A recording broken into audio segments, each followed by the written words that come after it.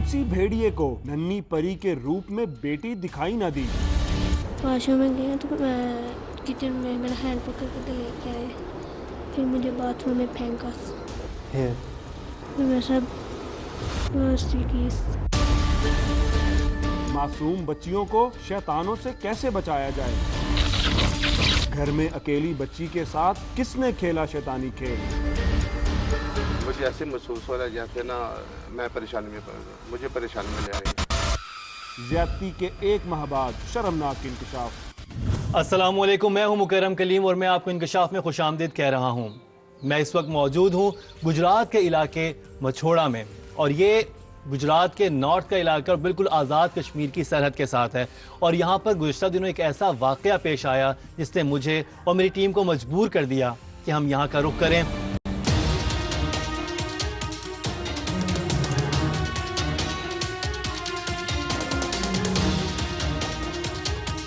यहाँ पर आना और इस केस की तल्ख और कड़वी सच्चाइयों को मंजर आम पर लाना बहुत जरूरी था। ये प्रोग्राम इस मुल्क के 18 करोड़ अवाम को एक इंतहाई नाजुक और हसास मसले की तरफ मुतवज्जे करने वाला है। क्यों इस्लामी जमहूरिया पाकिस्तान में मासूम बच्चियों के साथ ज्यादती के वाकयात खौफनाक हदों तक बढ़ चुके हैं। पूरे मुल्क में कोई ऐसा शहर नहीं जहां मासूम बच्चियां महफूज हों। गलियां बाजार तो दूर की बात, नन्ही परियों पर घरों के अंदर भी हो रहे हैं खौफनाक वार। लेकिन कौन है कसूरवार?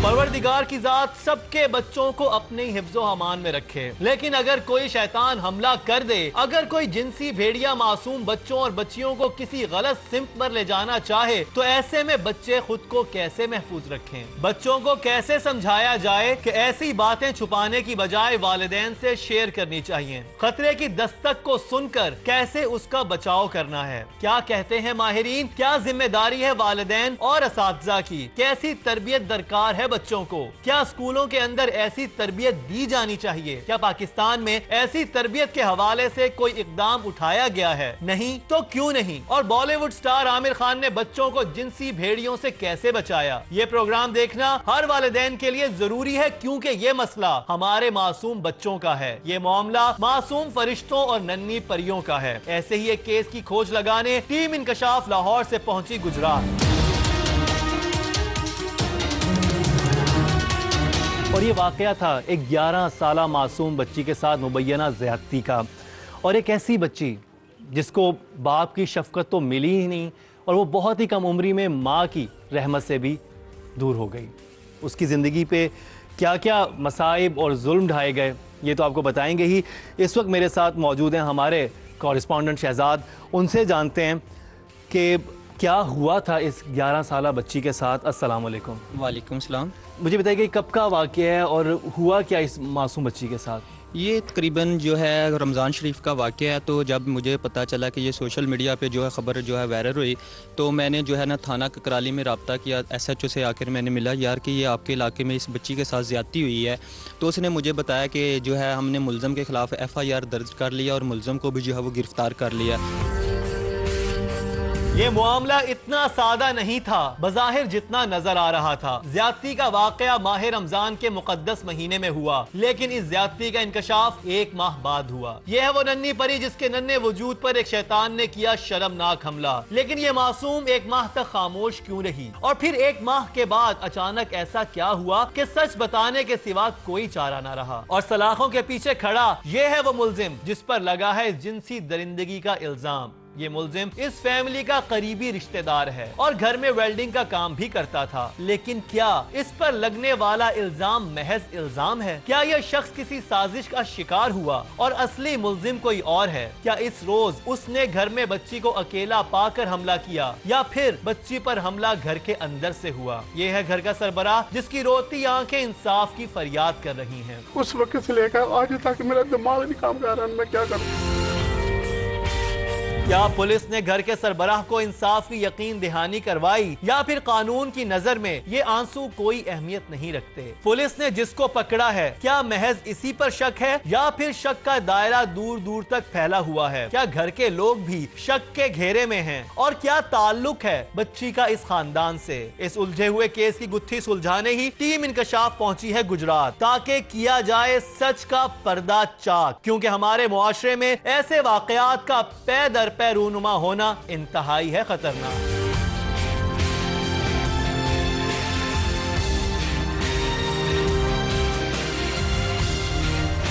मासूम बच्चों के साथ ज्यादती के ये वाकयात क्यों बढ़ रहे हैं? मासूम बच्चों और बच्चियों को ज्यादती का निशाना बनाने वाले क्या नफ्सियाती और जिनसी मरीज हैं? उनके दिलो दिमाग पर इस गंदगी और गलाजत का गलबा क्यों है? क्यों मुआशरा हो रहा है बेराह रवी और हवस परस्ती का शिकार?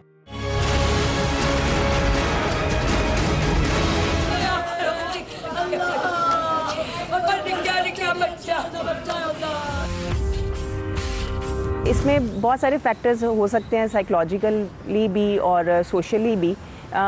जैसे फ्रस्ट्रेशन है, जैसे सेल्फ एस्टीम की कमी है, फिर खुद एतमादी की कमी है, और उस पर्सन के बचपन के एक्सपीरियंसेस भी हो सकते हैं जो उसे शायद यही समझाते हैं कि ये ट्रैक दुरुस्त है, कि जैसे मेरे साथ हुआ वैसे ही मैंने दूसरों के साथ करना है। जहाँ तक हम बात करें सेक्सुअल इंटरेस्ट और प्रेफरेंसेस की, वो भी एक एलिमेंट है इसमें, कि जो एक पर्सन जो दूसरे की तरफ रग़बत रखता है या तरगीब रखता है। मोस्टली जो हमारे सामने केसेस आते हैं उसमें नफ्सियाती मसाइल भी होते हैं कि मुकम्मल तौर पे वो कोई ना कोई डायग्नोसिस का क्राइटेरिया फुलफ़िल कर रहे होते हैं, जिसमें पर्सनालिटी भी आ जाती है और जिसमें ये पीडोफिलिया टाइप डिसऑर्डर्स भी आ जाते हैं। यह हालिया वाकया भी अपने अंदर कई राज छुपाए हुए है। टीम इंकशाफ हकायक की खोज में सबसे पहले पहुंची घर के सरबराह के पास। इस वक्त मेरे साथ मौजूद हैं मलिक अमानत अवान साहब, और इन्होंने इस बच्ची को बेटियों की तरह पाला, और बेटियां हमेशा से एक बहुत बड़ी जिम्मेदारी होती हैं वालिदैन के लिए, और अगर किसी और की बेटी आपके घर हो तो ये जिम्मेदारी मज़ीद बढ़ जाती है। तो अस्सलाम वालेकुम मलिक साहब। वालेकुम। हमारे साहब, मुझे बताइएगा कि किस एज में, ये किस उम्र में बच्ची आपके घर आई?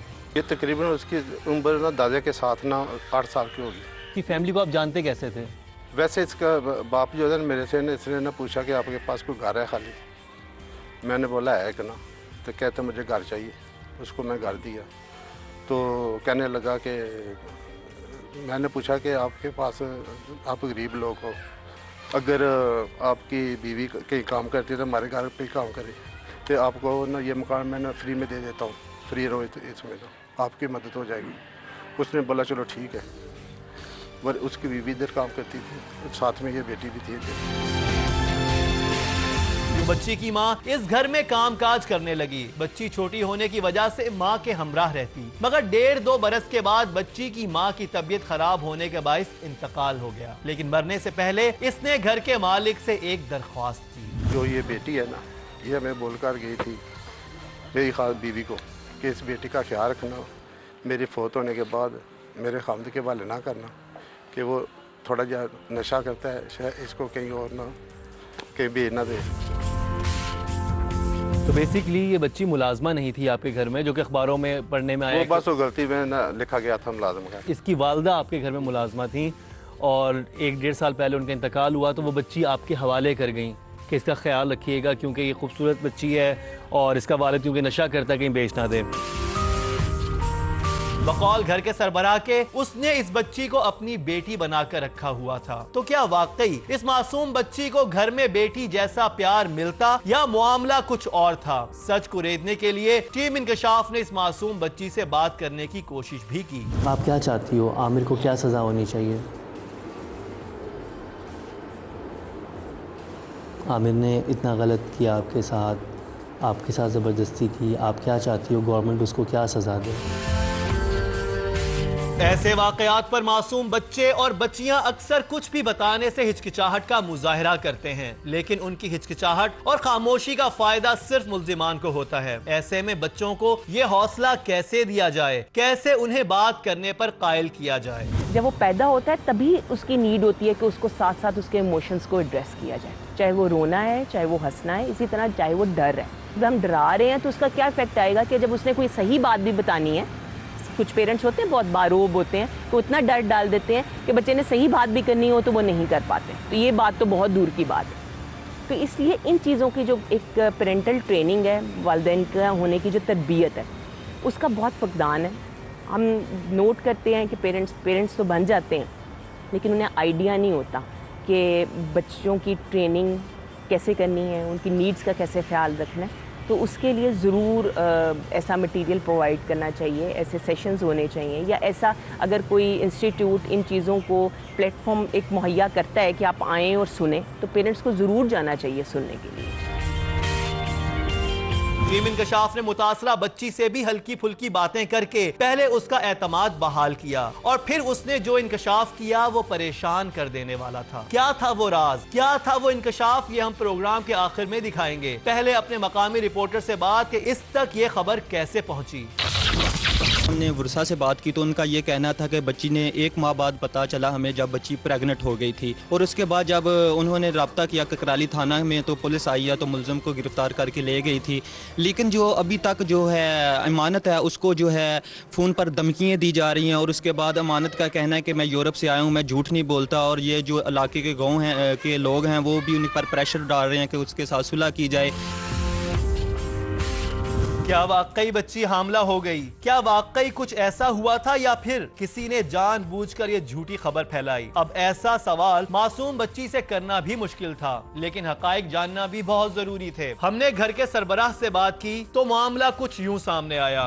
इन बच्चों को मैं पहले शबाद पार्क में लेकर गया था, मैं उधर घूमते रहे, फिर मैं बोला बच्चा लोग खाना किधर खाना है ना, चाचू जिधर आपकी मर्जी है ना। मैं इनको किनारा में ले गया, उधर खाना खिलाया इनको ना, फिर घर चले गए। वहाँ पर जब सुबह हुई तो बच्ची की तबीयत थोड़ी ख़राब हो गई।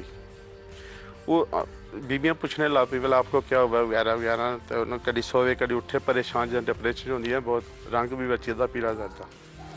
तो ना वो जी मेरी सस माई है ना वो पूछने लग पी वाला ना तो क्या, मेरी बीबी ने फिर झिड़कन लग पी, कहती है मतलब तू बच्ची का ख्याल नहीं रखे ना, बच्ची कह को बाहर तो नहीं गई, तेरे टोरी तो नहीं बच्ची। उन्हें आखिया नहीं बच्ची घर ही रही है, मैं तो वसाई नहीं करती।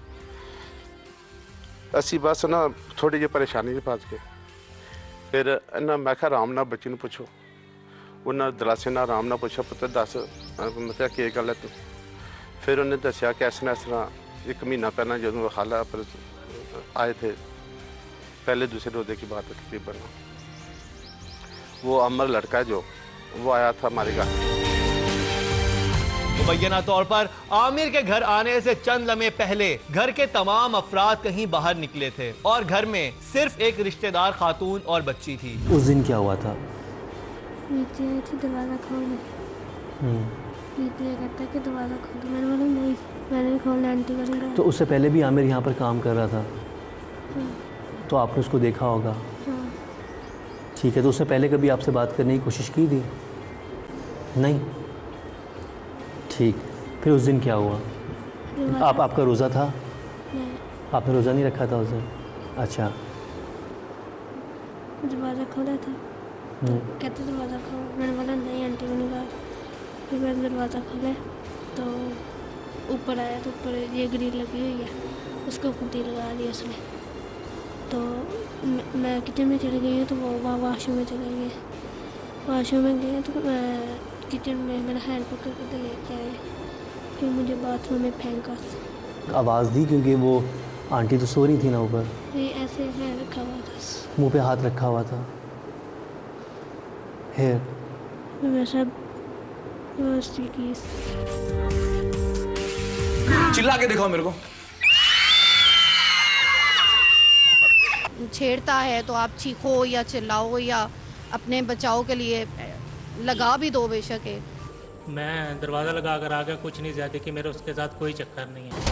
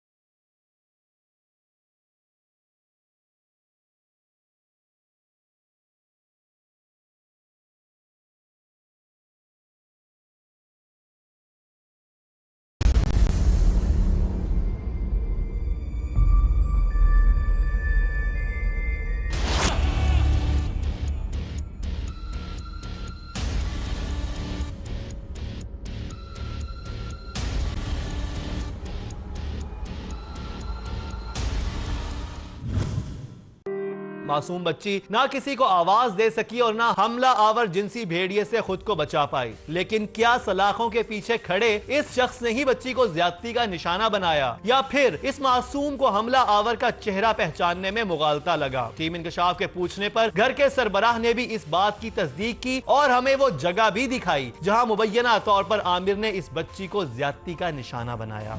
इस वक्त मौजूद हूँ मलिक अमानत अवान साहब के घर पे और ये वही घर है जहाँ पर ये बहुत ही अफसोसनाक वाक़या पेश आया। और जो मुबैना मुल्ज़िम आमिर है वो एक वेल्डर था और उसका काम बहुत जाना माना था उसके इलाके में। और ये जैसे ये दरवाज़ा जो था ये भी उसने ही बनाया और उसको इसी काम के लिए, क्योंकि ये घर रेनोवेट हो रहा था तो इसमें जितना भी काम था इस हवाले से दरवाजे खिड़कियों का वही कर रहा था, वेल्डिंग का काम। और उसने ना सिर्फ ये दरवाज़ा इंस्टॉल यहाँ पर किया, सारा ऐसा काम किया, बल्कि उसके बाद ये रेलिंग वगैरह सब चीज़ें भी उसने ही इस घर में लगाई और उसका इस घर में आना जाना बहरहाल था। और मैंने जैसे कि मलिक साहब ने बताया कि वो एक फैमिली फ्रेंड की तरह था। जैसे ये छोटे छोटे कस्बे हैं, यहाँ पर सब लोग एक दूसरे को जानते हैं, सब फैमिलीज़ एक दूसरे को जानती हैं, तो वो भी इसको जानते थे, उसके काम पर एतबार करते थे। और उस दिन भी यही हुआ कि वो यहाँ पर आया, उसने जब देखा कि मलिक साहब जो हैं यहाँ से जा रहे हैं अपनी फैमिली के हमरा, तो उसने देखा कि बच्ची जो है वो घर पे, और उसी दिन वो नाप लेने भी घर पे आया था। और फिर वो जब इस घर में आया और उसने बच्ची से कहा कि मैं घर के अंदर आकर ऊपर जो दरवाज़ा है बाथरूम का वो मैंने ठीक करना है, तो बच्ची ने कहा कि अभी घर पर लोग नहीं हैं, आप बाद में आइएगा। तो उसने कहा कि मैं परमिशन लेके आया हूँ। बाल बच्ची ने दरवाज़ा खोल दिया और वो फिर यहाँ पर ऊपर आ गया।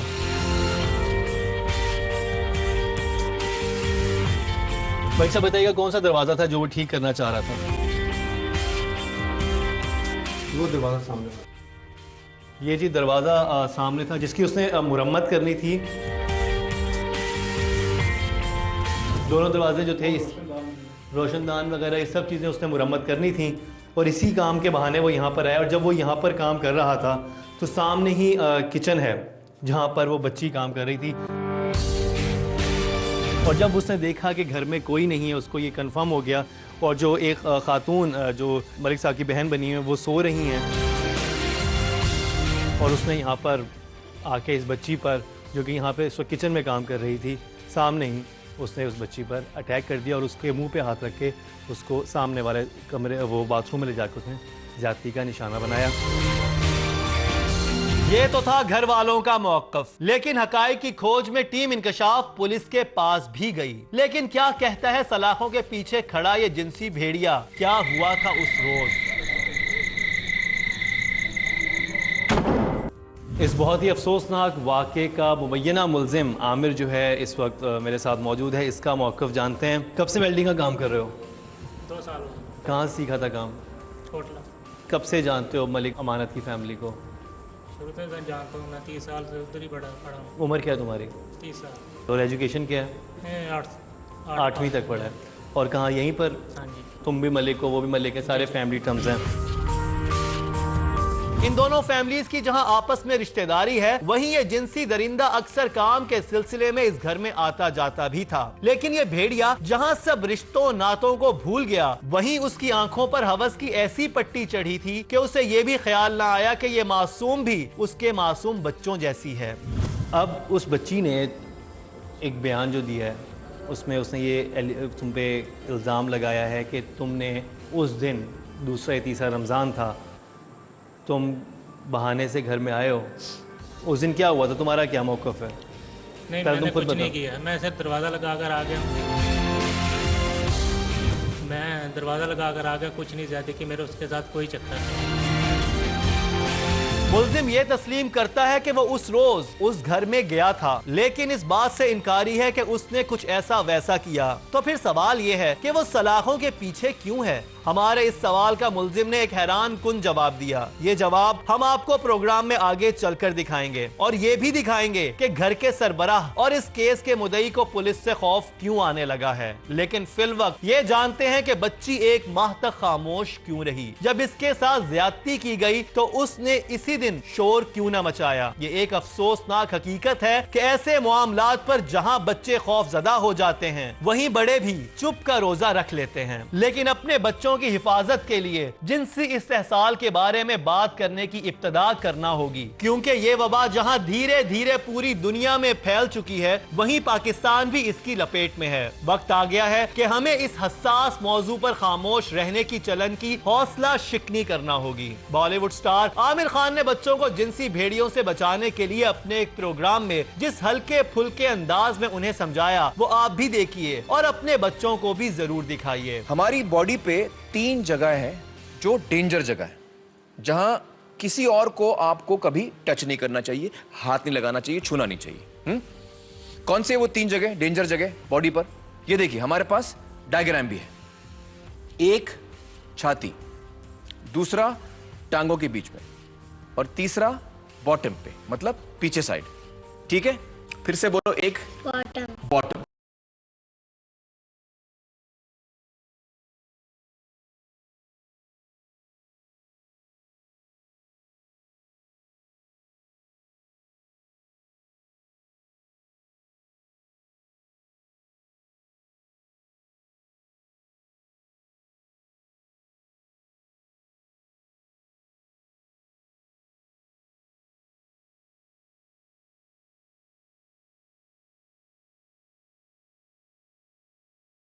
है जो बच्चों को जबाबंदी पर मजबूर किए रखता है, जिसके पीछे भी कई एक अवामिल कार फरमा होते हैं। लेकिन हमें अपने बच्चों को समझाना होगा कि ऐसे मौकों पर खामोशी उनके लिए खतरा है। अभी अगर डेंजर जगह पे टच कर रहे हैं तो हमको क्या करना चाहिए?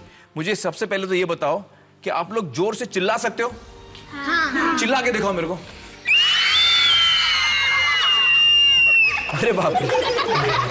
Okay, very good. तो अगर किसी बड़े आदमी ने आपको ऐसे गलत तरीके से गलत जगह पे, डेंजर जगह पे, ये 3 जगह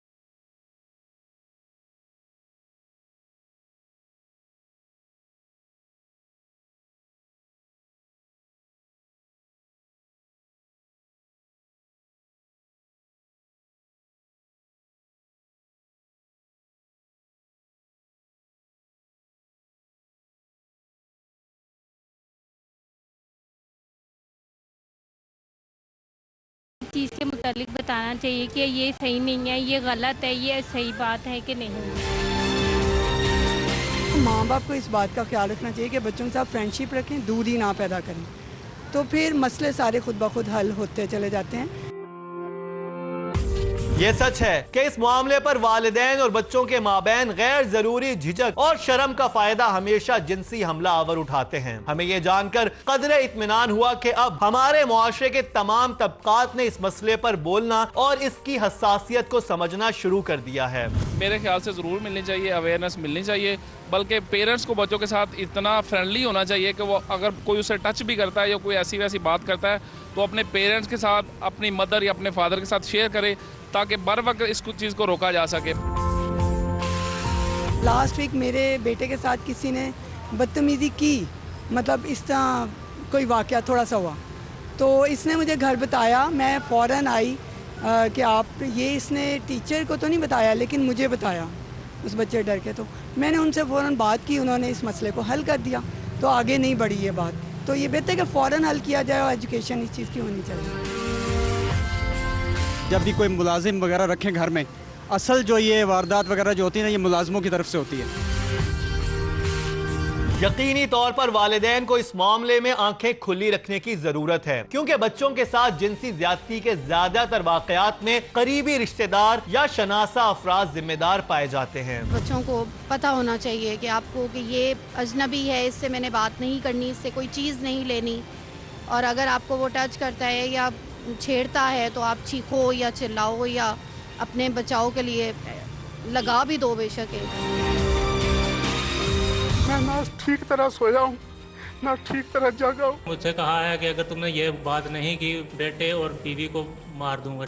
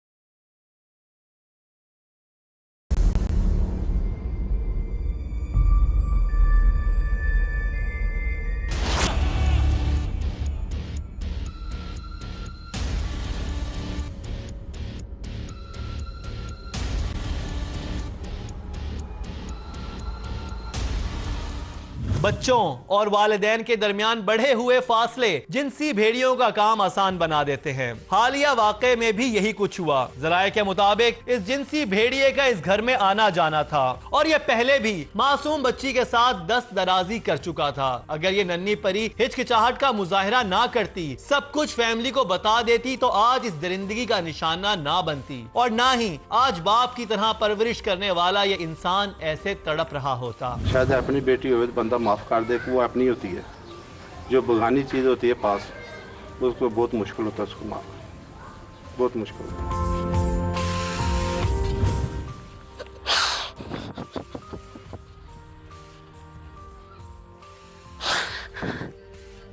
मैं उस दिन से आज तक जब से मुझे पता चला ना, मैं ना ठीक तरह सोया हूँ ना ठीक तरह जागा हूँ।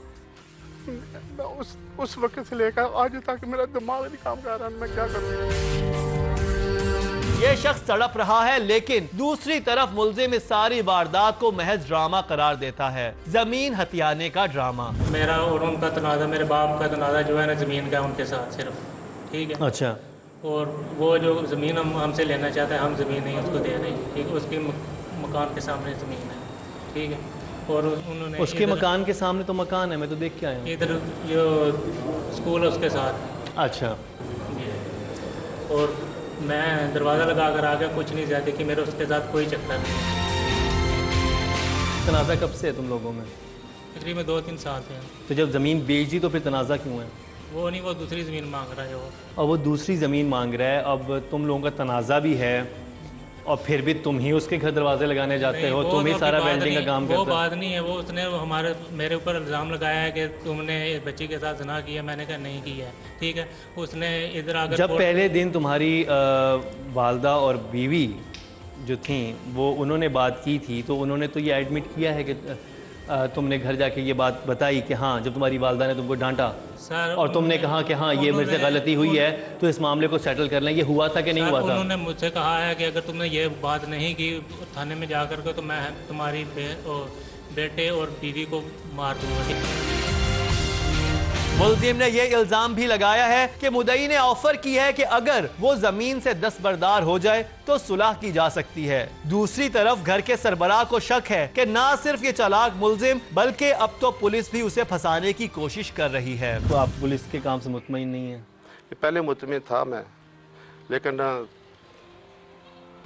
अब जब से मैं डीपी के पास पेश होकर आया हूँ बच्ची को लेकर, मुझे ऐसे महसूस हो रहा है जैसे ना मैं मुझे परेशानी में ले आएंगे। मैं अच्छा करने गया था, शायद मुझे मुसीबत में डाल देना कि ताकि और कोई नेक आदमी नेक काम ना करे और कोई आदमी किसी मजलूम के साथ। आपको किस बात से लगा, ऐसा क्या कहा पुलिस ने आपको लगा कि? देखो सर, मैं पहली बात है कि इन सब को पता है कि उसको भाई को मैंने फ़ोन किया, उसके बाप को भी फ़ोन किया, फिर सारा दिन इंतज़ार करते रहे। वो कोई भी ना भाई उसका आया ना उसका बाप आया। मुझे मजबूरन मुझे मदई बनना पड़ा। जब हम उधर गए तो उन्होंने बोला कि इसका ना वारस लेकर आओ। हम फिर जिधर उनके बच्चे हैं उधर गए हैं।